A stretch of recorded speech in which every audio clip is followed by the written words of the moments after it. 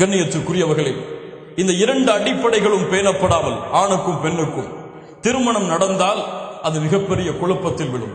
ஒரு ஆணுடைய விருப்பம் இல்லாமல் அந்த ஆணுக்கு ஒரு பெண்ணை நிர்பந்தித்து திருமணம் செய்து கொடுத்தால் அவனுடைய வாழ்க்கை சீராக இருக்காது.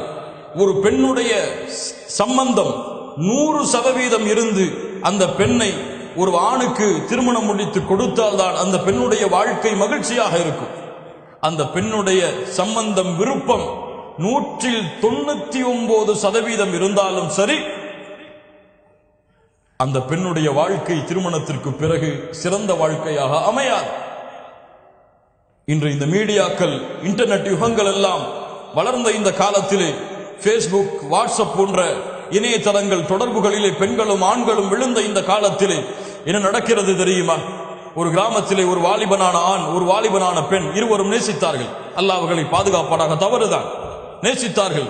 இந்த நேசத்தை அறிந்த பெற்றோர்கள் அந்த பெண்ணுக்கு தான் விரும்புகின்ற மாப்பிள்ளையை திருமணம் செய்து கொடுக்க வேண்டும் என்ற காரணத்திற்காக லண்டனில் இருந்து ஒரு மாப்பிள்ளையை பார்த்து திருமணம் செய்து கொடுத்தார்கள்.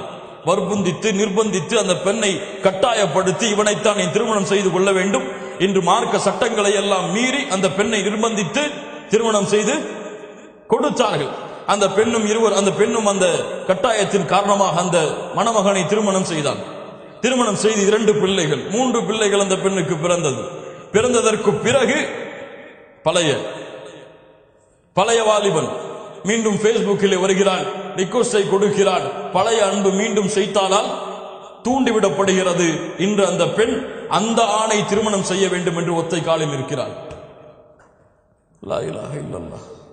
முஸ்லிம் சமூகம், அல்லாஹுடைய தூதரால் வார்த்தெடுக்கப்பட்ட சமூகம், ஒழுக்கத்தையும் அல்லாஹுடைய அச்சத்தையும் கணவனுக்கு செய்ய வேண்டிய மரியாதைகளையும் சொல்லிக் கொடுக்க வேண்டிய இந்த சமூகம் அடிப்படையில் தவறு செய்ததால், ஆரம்பத்தில் தவறு செய்ததால் அந்த வாழ்க்கை இப்போது எப்படி இருக்கும் என்பதை அந்த வாலிபனான ஆண் யோசித்து பார்க்கட்டும்.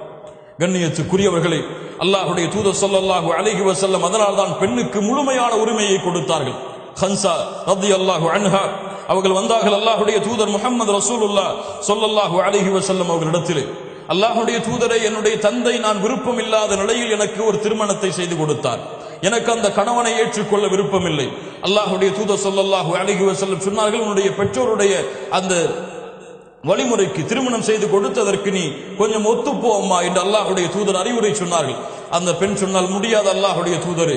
அப்போது அல்லாஹுடைய தூதர் ஸல்லல்லாஹு அலைஹி வஸல்லம் சொன்னார்கள், அந்த நிக்காஹை நான் ரத்து செய்கிறேன், நீ விரும்பிய ஆணை திருமணம் செய்து கொள். லா இலாஹ இல்லல்லாஹ். ஒரு பெண்ணுக்கு அல்லாஹுடைய தூதர், ஒரு பெண்ணுக்கு அல்லாஹுடைய மார்க்கம் கொடுத்த மார்க்க தீர்ப்பு இது பேணப்படுகிறதா? இது நிர்பந்திக்கப்படுகிறதா? அல்லாஹ் ரப்புல் ஆலமீன் சமூகத்தை சீர்படுத்துவாராக.